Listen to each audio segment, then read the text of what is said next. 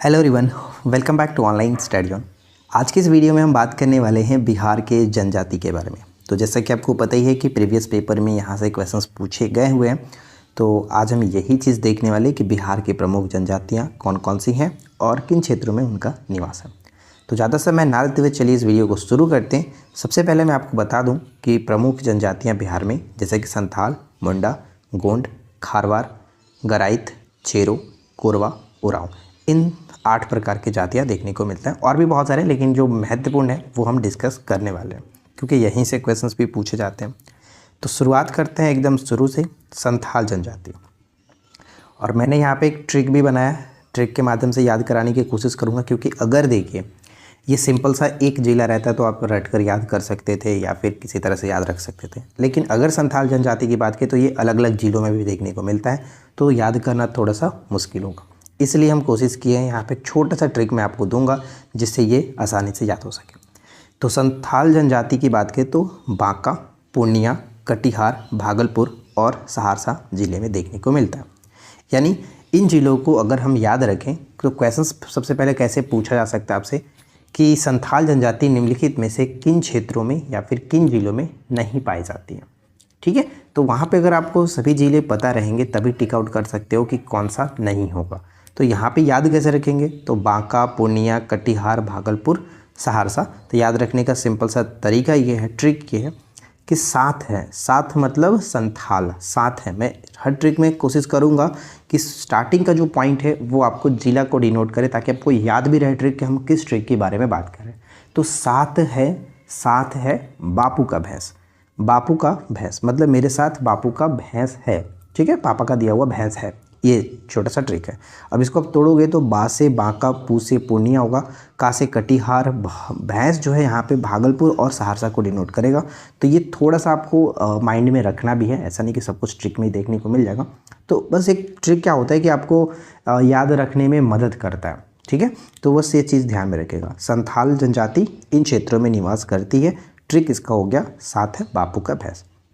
Right, अगर आपको पसंद आया तो प्लीज़ वीडियो को लाइक और चैनल को सब्सक्राइब कर लीजिए ताकि हम आगे बढ़ सके खुशी खुशी। नेक्स्ट देखिए क्या है, मुंडा जनजाति की बात करें तो ये हमें रोहतास, कटिहार और बक्सर में देखने को मिलता है। अब इसका ट्रिक क्या है, मुंडा को हम ट्रिक के लिए ले लेते हैं मूड है कुछ करने का तो रुकबा। अब देखिए भाई, रोहतास की बात कर रहे हैं और रोहतास वालों से आप ऐसे नहीं कह सकते हो, कोई अगर चीज़ उनको मूड है करने का तो कोई नहीं रोक सकता है। ठीक है, तो यहाँ पे बस यही चीज़ बताया गया है कि मूड है कुछ करने का तो रुकबा, रोक नहीं सकते आप, भोजपुरी में रुकबा। ठीक है, तो रुकबा, तो रोक का मतलब रोहतास, क का मतलब कटिहार और ब का मतलब बक्सर। मूड यहाँ पे होगा मुंडा जनजाति को और रुकबा मतलब 3 जिले को डिनोट करेगा। ठीक है, क्लियर है। नेक्स्ट, गोंड की बात करें तो छापरा, रोहतास और चंपारण में देखने को मिलता है। तो यहाँ पे गोंड को हम लोग गुड़ याद रखते हैं, गुड़। ठीक है, जो जिसे हम जगेरी कहते हैं, गुड़ यहाँ पे हम कह रहे हैं कि गुड़ छुपारे चंपा। चंपा को कहा जा रहा है कि घर में उसका छोटा कोई बच्चा है, इसलिए कहा जा रहा है गुड़ छुपारे चंपा। छुपा मतलब छापरा, रे मतलब रोहतास और चंपा मतलब चंपारण। तो ये याद रहेगा, गुड़ छुपारे चंपा। अगर मुंडा के बारे में पूछा है तो मूड है कुछ करने का तो रुकबा, रोहतास, कटिहार, बक्सर। अगर संथाल जनजाति के बारे में पूछे तो हम सिंपल से कह सकते हैं कि साथ है बापू का भैंस, बांका, पूर्णिया, कटिहार, भागलपुर और सहरसा। ठीक है, तो तीनों के बारे में आपको यहाँ पे बता दिया। अब आगे बढ़ते हैं नेक्स्ट। अब नेक्स्ट हमारा आता है कि खरवार। ठीक है, खरवार तो भागलपुर में ये देखने को मिलता है, खरवार जनजाति। तो अब याद कैसे रखेंगे, खरवार मतलब कि जैसे खरगोश जो होता है, कहीं कहीं इसको खरहा भी कहा जाता है। ठीक है, खरहा, तो खरहा को हम कह सकते हैं कि खरहा की तरह भागो, खरगोश की तरह भागो मतलब खरहा की तरह भागो। तो खरवार हो गया, खरहा मतलब खरवार और भागो मतलब भागलपुर। तो ये भी क्लियर है। अब आता है गोराइत गया और भोजपुर में देखने को मिलता है। तो तो गोराइत को हम यहाँ पे गौरा, जो गौरा देवी हैं ये लेते हैं। गौरा देवी का भोग यानी कि जो भगवान को भोग लगाया जाता है, भोग चढ़ाया जाता है, प्रसाद, वो हम थोड़ा सा याद रखेंगे कि गौरा देवी का भोग मतलब भोजपुर, भो से भोजपुर और ग से यहाँ पे गया हो जाएगा, गौरा से गोराइत। तो याद रहेगा ये भी, इसमें भी ज़्यादा कोई दिक्कत नहीं है, गौरा देवी का भोग। ठीक है, नेक्स्ट आता है नेक्स्ट हमारा है चेरो जनजाति। तो देखिए चेरो जनजाति रोहतास, मुंगेर, गया इन 3 जिलों में देखने को मिलेगा। तो हम यहाँ पे ये कह सकते हैं कि चेरो को चारों ले लो, चारों तरफ मूंग रोग फैला है। अब यहाँ पे मूंग रोग को क्या डिनोट किया जाता है, मूंग से हम मुंगेर को करेंगे और रोग में 2 देखो, यानी रो से रोहतास हो गया, ग से गया हो गया, तो रोहतास, मुंगेर और गया तीनों आ जाता है कि चारों तरफ मूंग रोग फैला हुआ है। मूंग रोग, मूंग मतलब क्या होता है, जो आप चना और मूंग देखे होगा ना, मूंग का दाल, ये तो वही चीज़ है यहाँ पे कि मूंग रोग फैला हुआ है। राइट, क्लियर रहेगा। अब चेरो मतलब चारों, चारों मतलब हम यहाँ पे चेरो जनजाति की बात करते हैं। सभी ट्रिक में मैंने कोशिश यही किया है कि स्टार्टिंग का जो पॉइंट है वो आपको ये याद दिलाता रहे कि किस ट्रिक को, अगर आप एक सेंटेंस बोल भी दे रहे हो कि मूड है कुछ करने का तो रुकवा, तो मूड जो है वो किसको डिनोट कर रहा है ये आपको समझा देगा कि ये हम मुंडा जनजाति के बारे में बात कर रहे हैं। इसलिए मैंने कोशिश किया है कि स्टार्टिंग का जो वर्ड है वो आपका क्वेश्चंस भी नज़र रखे। तो कोरवा, कोरवा जो जनजाति है रोहतास, पूर्णिया, मुंगेर यहाँ पे देखने को मिलता है। तो इसे याद रखेंगे कि कोरवा में मूंग रोप, यानी कोरवा जो जगह कोई ले लिया, अब वहाँ पे कह रहे हैं कि कोरवा में मूंग रोप, रोप जैसे धान की रोपनी होता है ना, धान का रोपना, तो उस तरह से मूंग को रोपने की बात यहाँ पे की जा रही है कि मूंग रोप। तो कोरवा हो गया कोरवा जनजाति, मूंग से हो गया मुंगेर और रोप से रोहतास और पूर्णिया, यहाँ पे भी क्लियर हो गया। ठीक है, चलो आगे बढ़ते हैं। और अगला जो है हमारा उरांव जनजाति। उरांव जनजाति के बारे में अगर हम बात करें तो ये सुपौल में देखने को मिलता है और इसका ट्रिक ये है कि उराव सूप से, उड़ाव सूप से। आप पुराने ज़माने में, अगर पुराने ज़माना क्या, अगर हम लोग की अगर बात करें तो हम लोगों ने भी देखा है कि खेत खलिहानों में पहले क्या होता था कि सूप से धान को ओसाया जाता था। मतलब अगर कभी कभी तो फ़ैन नहीं होता था, कभी कभी हवा चलता था, तो सूप से ही क्या होता था कि धान को साफ़ किया जाता था, ओसाया जाता था। तो वहाँ पर हम यही कह सकते हैं कि उराव सूप से, सूप, ठीक है, उड़ाव सूप से, तो यहाँ पे सूप हो गया सुपौल। राइट, तो बिहार में उद्योग के बारे में यहाँ पे हम ये चीज़ देखने वाले हैं कि कौन सा जिला किस उद्योग के लिए प्रसिद्ध है। ठीक है, यहाँ से कई सारे क्वेश्चंस पूछे जाते हैं, तो शुरू करते हैं। तो सबसे पहला जो पॉइंट है जैसे कि रेशम उद्योग।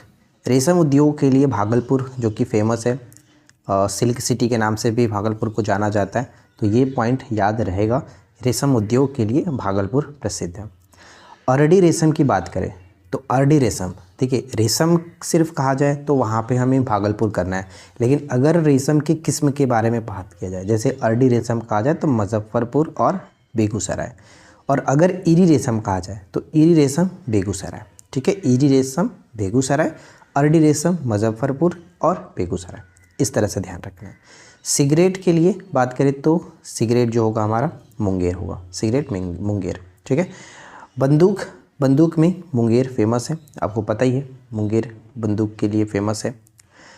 इसके बाद सीमेंट उद्योग, सीमेंट उद्योग की अगर हम बात करें तो रोहतास और औरंगाबाद, सीमेंट उद्योग में रोहतास और औरंगाबाद यहाँ पे शीर्ष पे आता है। वैगन एवं इंजीनियरिंग लिमिटेड, वैगन एवं इंजीनियरिंग लिमिटेड कहाँ पर, तो मोकामा ज़िले में, ये है मोकामा ज़िले में स्थित है। नेक्स्ट कालीन उद्योग के लिए औरंगाबाद, जैसे ओबरा जो क्षेत्र है कालीन उद्योग के लिए, औरंगाबाद का ओबरा क्षेत्र कालीन उद्योग के लिए काफ़ी फेमस है। ठीक है, नेक्स्ट जूट उद्योग, जूट उद्योग में पूर्णिया कटिहार, यानी उत्तर पूर्वी जो क्षेत्र है वो आता है जूट उद्योग में, पूर्णिया कटिहार। तेल शोधन तो बरौनी फेमस है ही, बेगूसराय की बरौनी, और यहाँ पे रूस के सहयोग से ये बना था बरौनी जो तेल संयंत्र है, 1964 में तीसरी पंचवर्षीय योजना में इसको बनाया गया था बरौनी को। कांच के लिए पटना फेमस है, कांच के लिए पटना, सिंदूर के लिए लखीसराय, सिंदूर के लिए लखीसराय। कपिलांश धातु उद्योग के लिए बक्सर, ये बहुत महत्वपूर्ण है। ठीक है, बक्सर, कपिलांश धातु के लिए बक्सर। इसके बाद नेक्स्ट आता है पटसन, पटसन के लिए कटिहार और समस्तीपुर, पटसन, कटिहार और समस्तीपुर।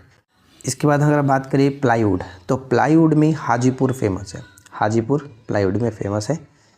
और हाजीपुर से रिलेटेड भी क्या करंट में चल रहा है, तो रूसी सैनिकों के लिए जूते बनाने का जो मिला है वो हाजीपुर ही बना रहा है ना। सूती वस्त्र उद्योग के लिए भागलपुर और गया, सूती वस्त्र उद्योग के लिए भागलपुर और गया। कागज़ के लिए समस्तीपुर, दरभंगा, ये फेमस है। उर्वरक बरौनी याद रखिएगा, उर्वरक बरौनी। मखाना के लिए दरभंगा इम्पॉर्टेंट रहेगा, बहुत इम्पॉर्टेंट। खनन में औरंगाबाद, और लीची के लिए बात करें तो मुजफ्फरपुर, लीची के लिए मुजफ्फरपुर। और आप ये कमेंट करके बताओ कि केला उत्पादन में शीर्ष जिला कौन सा है, केला उत्पादन में शीर्ष जिला कौन सा है, जल्दी से फटाक से कमेंट करके बताइए। अब यहाँ पे एक चीज़ और हम बात कर लेते हैं कि इसमें क्या क्या चीज़ें आपको जो है वो हमेशा अच्छे से याद रखना है। तो रेशम उद्योग तो अच्छे से ध्यान में रखिएगा, बहुत बार रिपीट होता है। बंदूक याद रखना है, सीमेंट उद्योग फेमस है। वैगन एवं इंजीनियरिंग लिमिटेड पूछा जाता है, जूट उद्योग के लिए कटिहार और ये पूर्णिया याद रखना है। और यहाँ पे देखिए कम्फेड, ये पूछा था कि कम्फेड की जो स्थापना की गई थी बिहार में 1983 में किया गया था, ये याद रखें। और बिहार औद्योगिक क्षेत्र विकास प्राधिकरण बियाडा जो है, बियाडा का निर्माण कब हुआ, तो 1974 में किया गया था बियाडा। तो ये दोनों संस्थान का नाम याद रखिएगा, मतलब कि इसे याद रखना है कि कब इसका स्थापना किया गया। अब यहाँ पे अगर हम बात करें तो तेल शोधन बरौनी याद रखना आपको। साथ ही साथ कपिलांश धातु जो उद्योग है ये बक्सर याद रखिएगा। और नेक्स्ट में यहाँ पे देखिए तो बस मखाना याद रखिए, मखाना और लीची महत्वपूर्ण रहेगा। तो शुरू करते हैं। तो यहाँ पे ध्यान दीजिएगा कि बिहार सरकार के कृषि अनुसंधान विभाग ने बिहार की मिट्टियों को 3 मुख्य वर्गों में डिवाइड किया।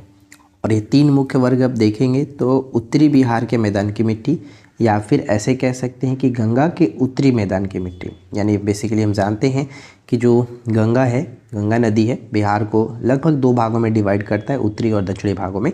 इसलिए ऐसा कहा जाता है कि एक उत्तर के गंगा के उत्तरी मैदान की मृदा और दूसरा होता है दक्षिणी बिहार के मैदान की मृदा, यानी कि गंगा के दक्षिण मैदान की मृदा। और एक और तीसरा होता है दक्षिणी पठार की मिट्टियाँ, ठीक है, बिहार के दक्षिणी पठार की मिट्टियाँ। इस तरह से बांटा जाता है। और इन सभी को मिलाकर के कुल 8 भागों में मिट्टियों को अलग अलग, यानी कि 8 उप भाग कह सकते हैं, मिट्टियों को बांटा जाता है। दलदली या फिर तराई मिट्टी, खादर या फिर नवीन जलोढ़ मिट्टी, बलसुंदरी या फिर बांगर मिट्टी। और फिर गंगा के दक्षिण मैदान की मिट्टी की बात करें तो ताल मिट्टी हो जाता है, पुरानी जलोढ़िया, करेल केवाल मिट्टी होता है, बलथर मृदा होता है। फिर उसके बाद दक्षिणी पठार की मृदा की बात करें तो उसमें आपको लाल या पीली मिट्टी और एक होता है लाल बलुआ युक्त मिट्टी। तो कुल मिलाकर के 8 मिट्टियों के बारे में हम जानते हैं। और यहाँ पर मैंने एक छोटे से मैप के थ्रू बताने की कोशिश की है कि किस क्षेत्र में कौन सी मिट्टियाँ देखने को मिलता है। तो अगर आप बिहार के इस मैप को देखोगे तो इसमें सब कुछ क्लियरली मेंशन आपको दिख जाएगा कि कौन सी मिट्टी किधर आपको देखने को मिलता है। जो पश्चिम का जो क्षेत्र है, यानी कि पश्चिमी चंपारण का उत्तर पश्चिम हिस्सा, पश्चिमी चंपारण का उत्तर पश्चिमी हिस्सा, इसमें पर्वत पदीय मिट्टी देखने को मिलता है, जिसे भावर मिट्टी के नाम से भी हम लोग जानते हैं, ठीक है। और जस्ट उसके अगर हम बात करें तो जो दलदली मिट्टी होती है या फिर तराई मिट्टी होती है वो पश्चिम चंपारण से लेकर किशनगंज तक फैली हुई है। तो ये इसे हम लोग तराई मिट्टी या फिर दलदली मिट्टी के नाम से जानते हैं। इसी तरह से सभी चीज़ों को यहाँ पे हमने देखेंगे और एक एक करके सभी के बारे में पढ़ेंगे। और सबसे इम्पॉर्टेंट पॉइंट ये याद रख लो कि बिहार के 90% क्षेत्र में जलोढ़ मृदा ही आता है और बाकी जो 10% है उसके अंतर्गत बाकी मिट्टियाँ देखने को मिलती हैं। तो ज़्यादा समय ना लेते हुए चलिए हम एक एक वीडियो को, मतलब एक एक मृदा के बारे में जानकारी ले लेते हैं। सबसे पहला आता है पर्वत पदीय मिट्टी या फिर भावर मृदा। यह पश्चिमी चंपारण के उत्तर पश्चिम भाग में शिवालिक पर्वत के पदीय भाग में स्थित है। इसके बाद कहीं कहीं अधिक वर्षा एवं नमी के कारण दलदली मिट्टी का प्रमाण भी मिलता है, यह अम्लीय होता है, ठीक है।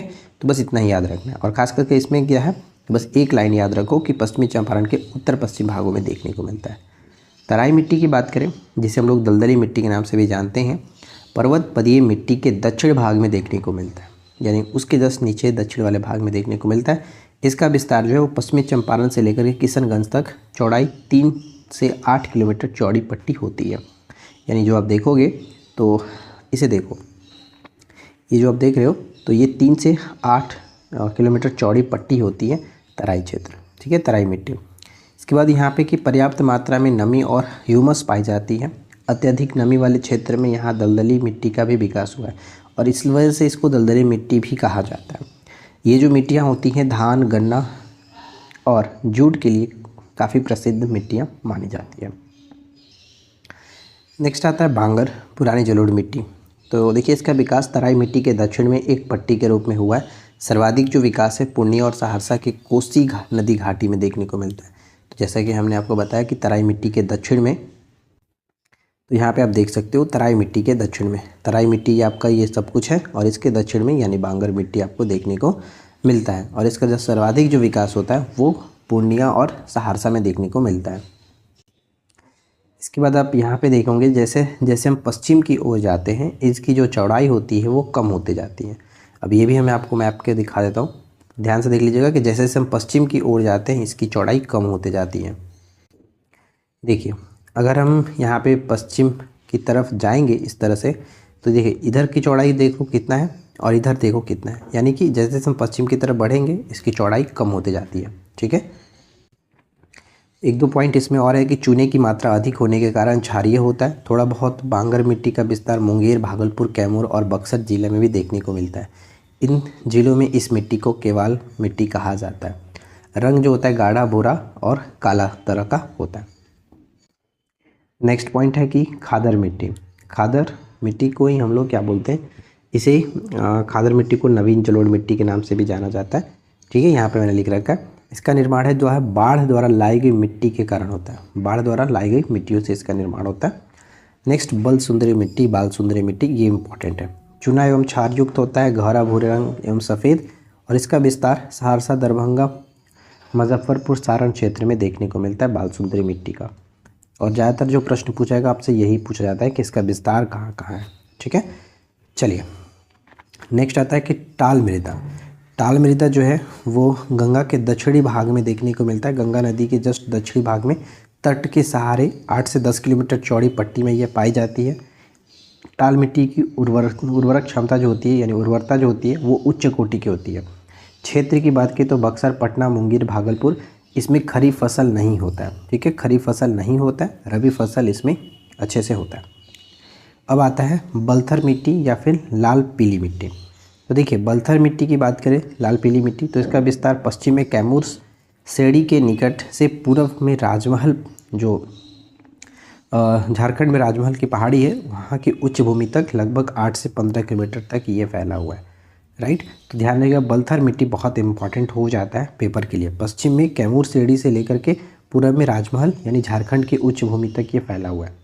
पुरानी जलोढ़ या फिर करेल केवाल मिट्टी की बात करें तो इसका विस्तार गंगा के दक्षिणी मैदान भाग में होता है। रोहतास से लेकर के गया, औरंगाबाद, पटना, नालंदा, जहानाबाद, मुंगेर और भागलपुर में देखने को मिलता है। इसकी उर्वरक क्षमता जो होती है वो उच्च होती है, उच्च उर्वरक क्षमता होती है। इसके बाद नेक्स्ट आता है कि दक्षिण पठार की मिट्टियाँ। तो दक्षिण पठार की मिट्टियों को दो तरह से देखते हैं हम लोग, लाल बलुई मिट्टी और एक होता है लाल व पीली मिट्टी। लाल व पीली मिट्टी जो कि हम बलथर मिट्टी को देखे थे वही है। बिहार में जमुई, मुंगेर, बांका और औरंगाबाद जिलों के पठारी भाग में ये देखने को मिलता है। ठीक है, निर्माण अग्नि रूपांतरित चट्टानों के विघटन से होता है।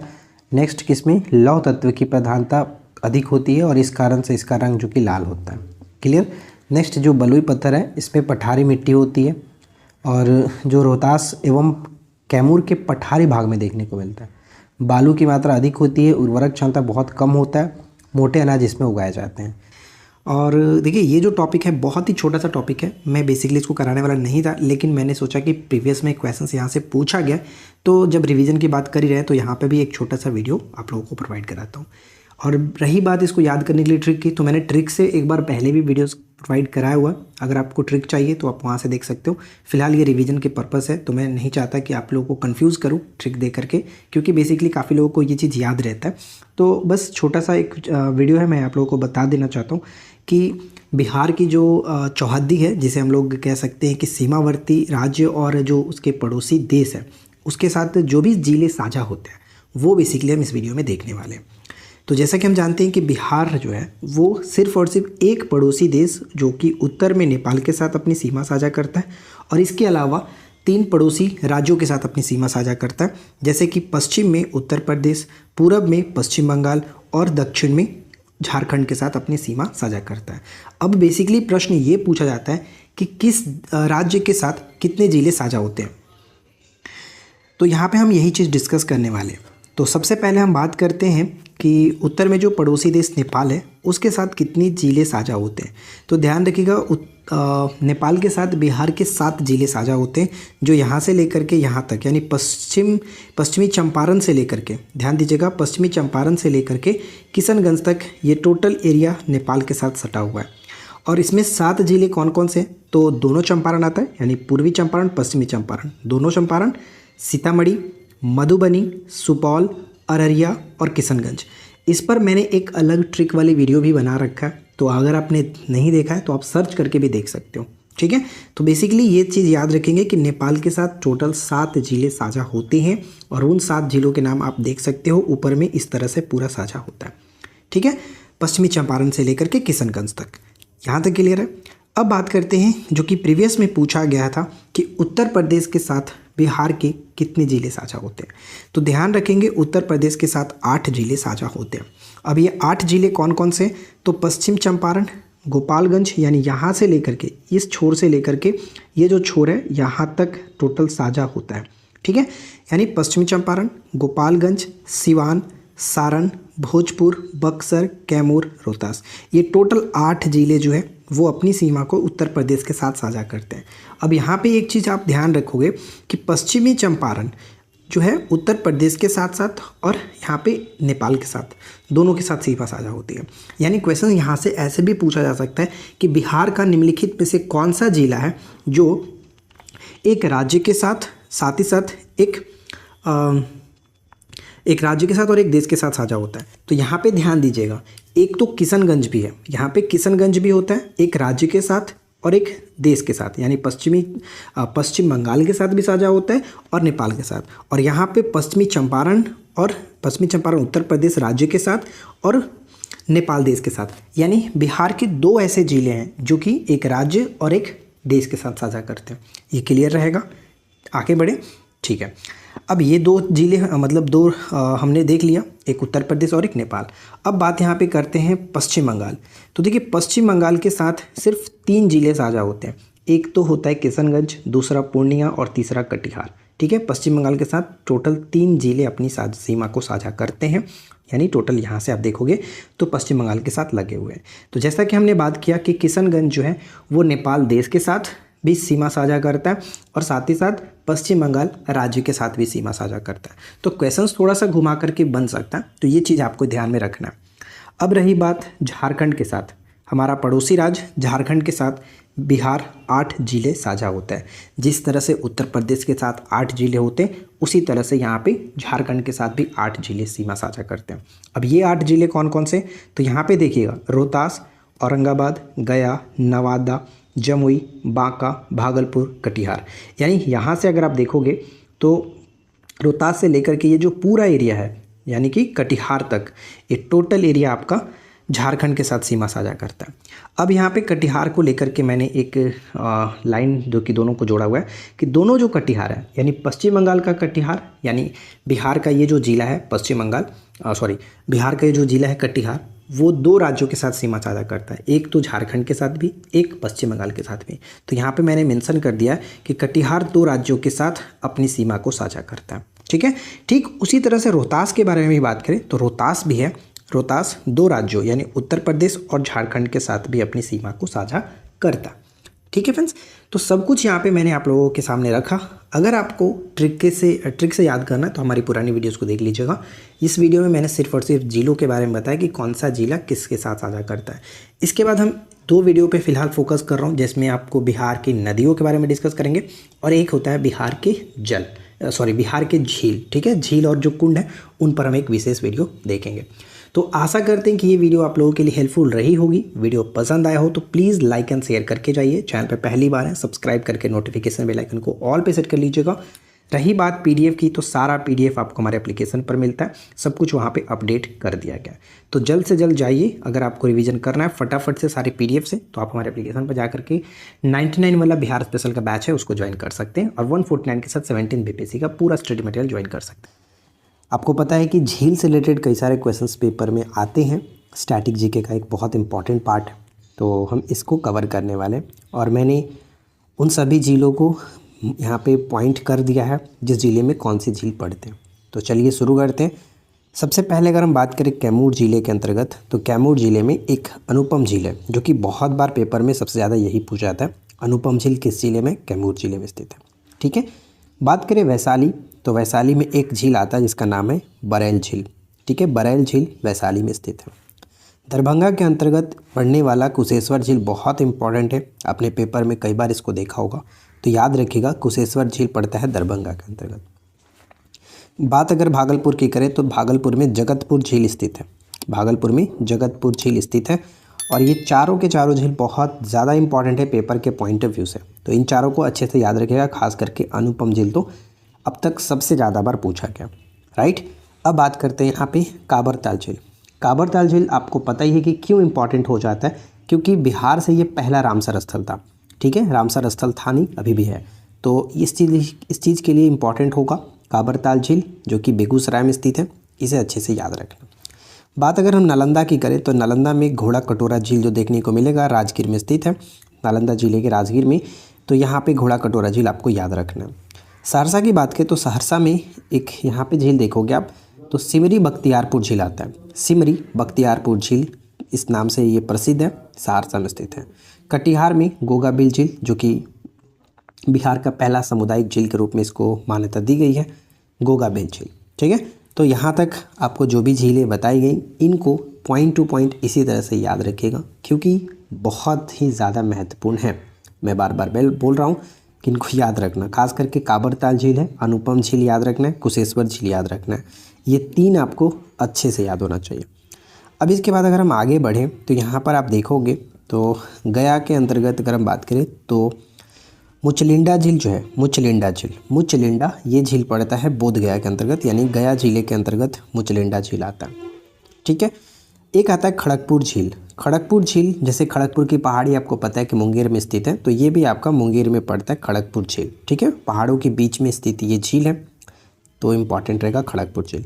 फिलहाल हम पोस्टेड भी खड़गपुर में, लेकिन वो पश्चिम बंगाल के खड़गपुर में। ठीक है, नेक्स्ट सहरसा में हमने ऊपर में देखा कि सिमरी बख्तियारपुर झील जो कि सहरसा में, तो सहरसा में एक और झील यहाँ पे आप देखोगे मत्स्य गंधा झील। ठीक है, मत्स्य गंधा झील ये भी सहरसा के अंतर्गत आता है। और दरभंगा में मैंने आपको बताया है कि ये कुशेश्वर झील दरभंगा में पड़ता है। राइट, तो कुशेश्वर, अनुपम, घोड़ा कटोरा ये बार बार रिपीट होने वाली चीज़ें हैं, तो ये याद रखेंगे। काबरताल जो कि याद रखना है। सबसे पहले मैं अपने ज़िले को स्टार्ट करता हूँ रोहतास। तो देखिए रोहतास ज़िले में फ़िलहाल तीन आपको देखने को मिलेगा, तीन जलप्रपात। जैसे पहला आपका है था धुआं कुंड जलप्रपात। तो धुआं कुंड जलप्रपात जो है ये काव नदी पर बना हुआ है, रोहतास में स्थित है काव नदी पर। नेक्स्ट दुर्गावती जलप्रपात। दुर्गावती जलप्रपात जो है ये छान पापर नदी पर स्थित है। और मैं आपको बता दूं कि ये दुर्गावती जो जलप्रपात है वो पूरे बिहार में सबसे ऊंचा जलप्रपात है, जिसकी हाइट करीब 90 मीटर होता है। ठीक है, सबसे ऊंचा जलप्रपात दुर्गावती जलप्रपात है। नेक्स्ट आता है मांझर कुंड जलप्रपात, ये सासाराम में पड़ता है। सासाराम में, रोहतास ज़िले के सासाराम में ये स्थित है मांझर कुंड जलप्रपात। तो ये तीन आपको अच्छे से याद रखना। इसके बाद अगर हम बक्सर की बात करें तो बक्सर में कर्मनासा जलप्रपात याद रखिएगा। माना जाता है कि यूपी और बिहार का ये बॉर्डर होता है, तो कर्मनासा जलप्रपात थोड़ा सा आपको अच्छे से याद रखना है। नवादा की बात करें तो नवादा में सबसे इम्पॉर्टेंट जो कि पेपर के लिए है ककोला जलप्रपात। ये कई बार क्वेश्चंस पूछा जाता है, ककोला जलप्रपात किस ज़िले में स्थित है? नवादा ज़िले में स्थित है। आप लोग कमेंट करके बताना कि आप लोग किस ज़िले से बिलोंग करते हो, ताकि मुझे भी पता चले कि किस किस ज़िले से वीडियो देखी जाती है। ठीक है, तो आप लोग कमेंट करना ज़रूर। तो यहाँ से पहले मैप में जो भी चीज़ें थी मैंने आपको बताया। अब आते हैं इस मैप में। तो देखिए कैमूर की बात करें तो कैमूर में दो जलप्रपात फिलहाल देखना आपको। तिलहर जलप्रपात ये प्रीवियस में पूछा गया, और करकट जलप्रपात, ये दोनों के दोनों कैमूर ज़िले में स्थित है। ठीक है, भोजपुर की बात करें तो भोजपुर में आपको जियाखंड जलप्रपात देखने को मिलता है। जियाखंड जलप्रपात जो कि फुलवरिया नदी पर स्थित है, ये जियाखंड भोजपुर ज़िले में स्थित है। ठीक है फ्रेंड्स, तो यहाँ पर अगर आपसे पूछा है कि सबसे ज़्यादा इम्पोर्टेंट क्या है, क्या याद रखना है, तो दो चीज़ याद रखें। पहला, ककोला जलप्रपात किस ज़िले में स्थित है? नवादा में। और अगर आपसे ये पूछे कि बिहार का सबसे ऊंचा जलप्रपात कौन सा है, तो दुर्गावती जलप्रपात छान पापर नदी पर, और ये आपका पड़ता है रोहतास में। ठीक है, और इसकी हाइट 90 मीटर है, जो कि बिहार का सबसे ऊंचा जलप्रपात हो जाता है। तो ये खास करके आपको याद रखना है। और मैंने यहाँ पे नोट में भी लिख रखा है, ये देख सकते हैं कि बिहार का सबसे ऊंचा जलप्रपात दुर्गावती जलप्रपात है, छानपापा नदी पर, रोहतास में, 90 मीटर इसकी हाइट है। ठीक है, चलिए आज इस वीडियो में हम बेसिकली देखने वाले हैं बिहार के जलकुंड। जलकुंड मतलब जो बिहार में कई सारे कुंड हैं जहाँ पर गर्म पानी देखने को मिलता है। वहाँ पर मौजूद जो पानी है उसमें साल भर पानी गर्म ही रहता है। सबसे इम्पॉर्टेंट पॉइंट यहाँ पे ये ध्यान रखना है कि आपसे ये पूछा जाएगा कि बिहार में मौजूद जितने भी जलकुंड है उनमें से सबसे गर्म जलकुंड कौन सा है। तो यहाँ पे आपको एक पॉइंट याद रखना है कि बिहार में नालंदा जिले के राजगीर में स्थित ब्रह्मकुंड जो है वो बिहार का सबसे गर्म जलकुंड है। ठीक है, सबसे गर्म जलकुंड है। आप राजगीर गए होंगे तो बेसिकली आप जानते ही होंगे। तो चलिए बात करते हैं। यहाँ पे देखिए, सबसे पहले हम बात करते हैं मुंगेर से। मुंगेर के बारे में हम एक चीज़ जानते हैं, भीमबंध वन्यजीव अभयारण्य, उसे याद रखिएगा, भीमबंध। ठीक है, कई बार पूछा जाता है। अब यहाँ पे जलकुंड की बात करें तो यहाँ पे बहुत सारे जलकुंड हैं, जहाँ पे आप देख सकते हैं लक्ष्मण कुंड, सीता कुंड, रामेश्वर कुंड और ऋषि कुंड। अब इन चारों को मैंने एक चीज़ से याद किया है, जैसे रामायण से जुड़े जो नाम आपको देखने को मिल रहा है, लक्ष्मण, सीता, रामेश्वरम, यानी रामेश्वरम आपको पता ही है तमिलनाडु में, राम, यहाँ पे राम भी नाम जुड़ा हुआ है, ये देख सकते हैं। और ऋषि, बहुत सारे ऋषि थे उसमें। तो ये चीज़ तो आपको क्लियर हो गया, यानी जो रामायण से मिलता जुलता नाम है। अब उसी तरह से यहाँ पे देखिए, भरारी से याद रख सकते हो, भरारी। ठीक है, तो ये भी आपका रामायण से जुड़ा हुआ नाम है। लक्ष्मेश्वर कुंड, लक्ष्मेश्वर कुंड भी आपका यहीं पर पड़ता है। और गोमुख कुंड, ये जितने भी यहाँ पे कुंड मैंने बताया ये सभी के सभी मुंगेर जिले में स्थित है। ठीक है फ्रेंड्स, मुंगेर जिले में स्थित है। और मुंगेर में एक पहाड़ी के बारे में हम बात करते हैं, खड़गपुर की पहाड़ी, वो आपको याद रखना है अच्छे तरीके से। और झील भी याद करना है, खड़गपुर झील भी आपको यहाँ पे बताया गया मुंगेर में, ये भी याद रखिए। अब यहाँ पे क्लियर हो गया होगा कि जो भी चीज़ें बताई गई, जो रामायण से मिलता जुलता नाम है वो तो देखने को मिलता ही है। और बाकी जैसे लक्ष्मी भगवान के नाम पर है, और गोमुख, ठीक है, गंगा नदी जो जहाँ से निकलती है, भरारी यानी भरत के नाम से जुड़ता हुआ, तो ये सब कुंड मुंगेर में स्थित है। मैं इसलिए आपको बता देता हूँ ताकि ये माइंड में कहीं ना कहीं आपको देखने को मिल जाएगा, मतलब माइंड में एक बार कहीं ना कहीं स्टॉक करेगा, जब पेपर में देखने को मिलेगा तो। अब यहाँ पे बात करते हैं हम लोग गया में एक कुंड देखने को मिलता है, अग्निकुंड। ठीक है, अग्निकुंड। अब जो ज़्यादातर इम्पॉर्टेंट है वो है नालंदा का ब्रह्मकुंड, नालंदा में स्थित राजगीर में ब्रह्मकुंड सबसे गर्म है। यहाँ पे सूर्य कुंड है, सप्तधारा या सप्तधरवा। ठीक है, सप्तधारा कहीं कहीं देखने को मिलता है, कहीं कहीं इसको लिखता है सप्तधरवा। ठीक है, सप्तधारा या सप्तधरवा, ये जो जल कुंड है ये आपको यहीं पर। मखदुम कुंड, मखदुमपुर भी वहाँ पर स्थित है, मखदुम कुंड। मखदुम मुझे इसलिए अच्छे से याद हो जाए क्योंकि नालंदा ज़िले के हमारे ऑफिस में एक मेरे कलीग हैं जो कि वो मखदुमपुर से बिलोंग करते हैं, तो इसलिए मुझे अच्छे से याद है। तो मखदुम कुंड यहाँ पे आपको याद रखना है। और नानकुंड होता है, कहीं कहीं नानक कुंड लिखता है, कहीं नानकुंड लिखता है, तो कंफ्यूज नहीं होना, वो एक ही चीज़ है। ठीक है, तो राजगीर में इतने सारे कुंड हैं, मुंगेर में सबसे ज़्यादा है, गया में एक देखने को मिलता है जो कि अग्निकुंड। और इन सब में सबसे गर्म कौन सा है, तो ब्रह्मकुंड, राजगीर का ब्रह्मकुंड। ठीक है फ्रेंड्स, और यहाँ पे ध्यान रखिएगा कि इस जल में पर्याप्त मात्रा में खनिज, लवण और गंधक पाए जाते हैं, गंधक होता है। और इसमें हमेशा पूरे वर्ष जो कि पानी गर्म ही रहता है। ठीक है, कोई ऐसा मौसम नहीं है कि मतलब इसमें कम या फिर ज़्यादा, मतलब गर्म हमेशा रहता है। हाँ तो फ्रेंड्स, कैसे हैं आप लोग? उम्मीद करता हूँ कि अच्छे होंगे, स्वस्थ होंगे। और एकदम लास्ट मोमेंट पर हम लोग आ चुके हैं जहाँ से आप लोगों को सिर्फ़ और सिर्फ रिवीजन ही दिखाई देना चाहिए। तो इस वीडियो में हम देखेंगे बिहार वन स्थिति रिपोर्ट 2021। जैसा कि हम जानते हैं कि ये हर 2 वर्ष पर जारी किया जाता है, लेकिन 21 के बाद अभी तक कोई रिपोर्ट नहीं आया है। तो बेसिकली हमें यही चीज़ याद रखना है, यही डाटा याद रख के पेपर में जाना है।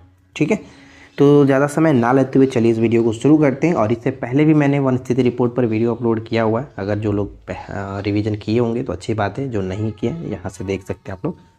तो चलिए ज़्यादा समय नहीं लेंगे, फटाफट जो भी चीज़ें जानना है वो देख लेते हैं। तो सबसे पहला चीज़ आपको ये याद रखना है कि जारीकर्ता कौन है, यानी वन स्थिति रिपोर्ट जो ये जारी किया जाता है किसके द्वारा, तो भारतीय वन सर्वेक्षण के द्वारा ये जारी किया जाता है और ये प्रत्येक 2 वर्ष पर होता है। वो अलग बात है कि अभी 2021 के बाद नहीं हुआ, ठीक है। यानी 2019 में ये हुआ था और उसके बाद 2021 में हुआ, लेकिन उसके बाद अभी तक पता नहीं क्यों नहीं हो पाया। प्रथम बार जो की बात करें तो ये 1987 में हुआ था। पहली बार ये रिपोर्ट 1987 में जारी किया गया था। अगर इस तरह से देखें तो बिहार का ये 17वां वन स्थिति रिपोर्ट है, ठीक है, 17वां। अब यहाँ पे 2-3 चीज़ें ध्यान रखना है। एक जैसे कि वनावरण होता है, एक वृक्षावरण होता है। वनावरण में मतलब सब कुछ आ जाता है। वनावरण मतलब सब कुछ, जिसमें जो भी चीज़ें हैं वो सब कुछ आता है, जंगल वगैरह सब कुछ। वृक्षावरण में सिर्फ और सिर्फ वृक्ष, ठीक है, सिर्फ और सिर्फ वृक्ष।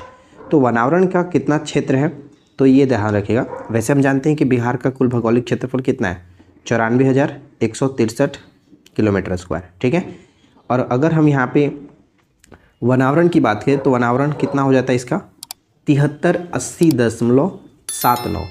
आप पूरा याद रखो 7381, ठीक है, 7381 याद रखो पूरा 7381 किलोमीटर स्क्वायर। और अगर आपसे ये पूछे कि जो वनावरण है कुल भौगोलिक क्षेत्रफल का कितना प्रतिशत है, यानी जो आप 94,163 किलोमीटर स्क्वायर जो देख रहे हैं, इसका 7381 कितना प्रतिशत होता है, तो 7.84%, 7.84%। वृक्षावरण की बात करें तो वृक्षावरण हो जाता है 2341, 2341, मतलब देख सकते हो कितना अच्छा यहाँ पे नंबर है, 2341। यानी 1 2 3 4 होता है, लेकिन 2 3 4 1 आराम से याद रहेगा, ये वृक्षावरण है। और ये कुल भौगोलिक क्षेत्रफल का कितना प्रतिशत आता है, तो 2.48%। ऊपर हमने देखा था 7.84 और ये थोड़ा सा यहाँ पे उलट जाता है 2.48, ठीक है, ये भी क्लियर है। टोटल अगर हम बात करें वृक्षावरण और वनावरण, अगर आपसे पूछे कि वन स्थिति रिपोर्ट 2021 के अकॉर्डिंग बिहार में कुल वनावरण और वृक्षावरण का कितना किलोमीटर स्क्वायर है, वर्ग किलोमीटर है, तो 9722 किलोमीटर। दोनों को जोड़ोगे आप 9722 किलोमीटर स्क्वायर, ठीक है, यानी वर्ग किलोमीटर। अगर यही प्रतिशत की बात करें, दोनों प्रतिशत को जोड़ देंगे तो 10.32%, राइट। कुल भौगोलिक क्षेत्रफल का 10.32% जो है वृक्षावरण और वनावरण है, राइट। क्लियर हो गया। अब बात करते हैं आगे। अगर आपको यहाँ तक सब कुछ समझ में आया तो प्लीज़ वीडियो को लाइक ज़रूर करके जाना यार। नेक्स्ट, अब यहाँ पे आ रहा है कि 2019 की तुलना में कितना वृद्धि हुआ है। तो देखिए, वनावरण की बात करें तो वनावरण में 75 किलोमीटर स्क्वायर का वृद्धि हुआ है। यानी जो आप यहाँ पे 7381 देख रहे हैं वो मतलब जो बढ़ा है 75 किलोमीटर स्क्वायर से बढ़ा है। वृक्षावरण में वृद्धि कितना हुआ है, तो 338 किलोमीटर स्क्वायर की वृद्धि हुई है वृक्षावरण में, और टोटल वृद्धि आप जोड़ोगे तो आप 413 किलोमीटर स्क्वायर की वृद्धि हुई है। अब इसके बाद अगर हम यहाँ पे देखें तो देखिए, एक होता है अति सघन वन, मध्यम सघन वन और खुला वन। कहने का मतलब देखो, इस बॉक्स को देखोगे तो इसमें बहुत ज़्यादा मैंने डॉटेड किया, क्योंकि इसके तुलना में अगर देखोगे तो इसमें ज़्यादा डॉटेड है, तो यानी ये ज़्यादा सघन है, इसमें बहुत कम जगह बच रहा है, बहुत ज़्यादा घनत्व है, ये कह सकते हैं हम लोग, ठीक है। तो अब यहाँ पे ये समझिए आप, अति सघन वन का मतलब हुआ कि बहुत ज़्यादा यहाँ पे जंगल है, घना बना है ये। तो क्षेत्रफल के आधार पर सबसे ज़्यादा जो शीर्ष जिला होगा कौन है, तो क्षेत्रफल के आधार पर पश्चिमी चंपारण जो है वो शीर्ष पर है। ठीक उसी तरह से मध्यम सघन वन में भी पश्चिमी चंपारण क्षेत्रफल के आधार पर शीर्ष पर है। और खुला वन में जो है बहुत कम वन है, वहाँ पर आप देखोगे तो कैमूर आएगा। तो ये तीनों भी अच्छे से याद रखेंगे, ठीक है। आगे बढ़ सकते हैं। नेक्स्ट हमारा आता है कि क्षेत्रफल के आधार पर सर्वाधिक वन, ठीक है, ये प्रश्न पूछा जाता है और ये प्रश्न पूछा जाता है। सबसे ज़्यादा जो पूछा जाएगा आपसे यही दोनों में से कोई एक पूछा जा सकता है, और ज़्यादा चांसेस होता है प्रतिशत वाला पूछा जाए, तो दोनों याद रखेंगे। क्षेत्रफल के आधार पर अगर आपसे पूछे कि शीर्ष पर कौन सा जिला है, तो वहाँ पर कैमूर है, और प्रतिशत के अकॉर्डिंग भी जो अगर बात करें कि सबसे शीर्ष पर है वो कैमूर ही है। तो देखिए, कैमूर फर्स्ट नंबर पे आता है, कितना किलोमीटर स्क्वायर का वन रखता है ये, 1051, ठीक है, 1051 किलोमीटर स्क्वायर। पश्चिमी चंपारण सेकेंड नंबर पे 903 किलोमीटर स्क्वायर, और थर्ड नंबर पे हमारा रोहतास आता है जो कि 669 किलोमीटर स्क्वायर के साथ। अगर यही न्यूनतम की बात करें, क्षेत्रफल के अनुसार सबसे न्यूनतम जो वन देखने को मिलता है वह शेखपुरा, अरवल, जहानाबाद, ये 3 जिले आ जाते हैं। प्रतिशत में भी हमारा कैमूर शीर्ष पर है, उसके बाद जमुई देखने को मिलेगा और नवादा है। यानी यहाँ पे आपको फर्स्ट, सेकंड, थर्ड तो याद रखना ही है। क्षेत्रफल में सबसे ऊपर में आ जाता है हमारा कैमूर, सेकंड पे पश्चिमी चंपारण, थर्ड पे रोहतास, और प्रतिशत में कैमूर शीर्ष पर, सेकंड नंबर पे आता है जमुई, थर्ड नंबर पे नवादा। ठीक है, और न्यूनतम में भी शेखपुरा सबसे यहाँ पे प्रतिशत में कम है, फिर बक्सर और सिवान दोनों साथ में है, और गोपालगंज। ठीक है, ये हो जाता है। तो यहाँ तक मुझे नहीं लगता कि कोई डाउट होगा, सब कुछ अच्छे से समझ में आया होगा। याद रखना है 2019 की तुलना में 2021 में वृद्धि दर कितना रहा। तो देखिए सबसे ज़्यादा जो वृद्धि दर दिखाया है, किस ज़िले ने दिखाया सबसे ज़्यादा, सबसे ज़्यादा जो वृद्धि हुआ है किस ज़िले में, वो है बांका ज़िले में 16.21 किलोमीटर स्क्वायर की वृद्धि हुई है। और सबसे कम वृद्धि कैमूर ने दिखाया है। ठीक है, सबसे कम वृद्धि कैमूर में हुआ है। सबसे पहले हम यहाँ पे मुजफ्फरपुर से स्टार्ट करते हैं। मुजफ्फरपुर में देखिए फ़िलहाल 2 मेले यहाँ पे आपको देखने को मिलेगा, एक होता है तुर्की मेला और एक होता है हरदी मेला। तो दोनों नाम अच्छे हैं, दोनों को याद रखिएगा, पेपर में पूछा जा सकता है। तुर्की मेला, हरदी मेला, ये दोनों मुजफ्फरपुर में देखने को मिलता है। वैशाली की बात करें तो वैशाली से नाम से ही क्लियर हो जाएगा कि आपका वैशाली महोत्सव वैशाली में होता है। राइट, अब आता है सोनपुर। सोनपुर का मेला जो कि हम जानते हैं हरिहर क्षेत्र का मेला जिसे हम कहते हैं, और एशिया का सबसे बड़ा ये मेला माना जाता है। सोनपुर का मेला सारण जिले में ये लगता है। राइट, सारण जिले में। अब यहाँ पे बात करते हैं हम लोग मधुबनी के बारे में। तो देखिए मधुबनी में फ़िलहाल 2 मेले देखने को मिलेगा, एक बिंदेश्वर मेला जो कि झांझरपुर में लगता है, और दूसरा है सौराठ मेला। और ये दोनों नाम अच्छे से याद रखिएगा, जैसे तुर्की और हरदी मेला हमने मुजफ्फरपुर में देखा था, उसी तरह से मधुबनी में 2 मेले, बिंदेश्वर मेला झांझरपुर और सौराठ मेला। नेक्स्ट आता है मधेपुरा, नाम से थोड़ा सा मिलता जुलता, जैसे कि ऊपर में बिंदेश्वर, नीचे आपका सिद्धेश्वर मेला मधेपुरा में लगता है। खगड़िया की बात करें तो खगड़िया में एक गोपाष्टमी मेला देखने को मिलता है, गोपाष्टमी मेला खगड़िया में। बौसी मेला याद रखेंगे, बौसी मेला बांका। राइट, ये याद रखेंगे। एक होता है मलमास मेला, इम्पॉर्टेंट रहेगा, मलमास मेला राजगीर में, नालंदा जिले के राजगीर में ये मनाया जाता है मलमास मेला, इसे याद रखें। और नेक्स्ट आता है हमारा गया में बुद्ध पूर्णिमा, यानी बोध गया में ये मनाया जाता है बुद्ध पूर्णिमा। राइट, तो यहाँ पे सब कुछ कवर किया गया। एकदम छोटा सा वीडियो था, ज़्यादा कुछ नहीं है इसमें, तो बस मैंने सोचा कि एक इस पर भी पार्टिकुलर वीडियो दे दिया जाए ताकि ये भी इम्पॉर्टेंट है ही। तो याद रखिएगा खास करके जो अच्छे नाम हैं, जैसे तुर्की मेला, हरदी मेला, बौसी मेला हो गया, और सौराठ मेला याद रखना है, मलमास मेला याद रखना है, ये सब पूछा जा सकता है। ठीक है, शुरू करते हैं प्रमुख दिवस। तो स्टार्ट करते हैं स्टार्टिंग के महीने से, लेकिन सबसे पहले यहाँ पे एक चीज़ हम देख लेते हैं कि बिहार सरकार के द्वारा परिवार नियोजन दिवस जो मनाने की घोषणा की गई है। तो बिहार सरकार द्वारा परिवार नियोजन दिवस प्रत्येक महीने के 21 तारीख को मनाया जाएगा। ध्यान रखिएगा, प्रत्येक महीने के 21 तारीख को परिवार नियोजन दिवस। उसी तरह से जल जीवन हरियाली दिवस की बात करें तो जल जीवन हरियाली दिवस प्रत्येक महीने के प्रत्येक माह के प्रथम मंगलवार को मनाया जाएगा जल जीवन हरियाली दिवस। ठीक है, अब बात करते हैं हम लोग एक एक करके।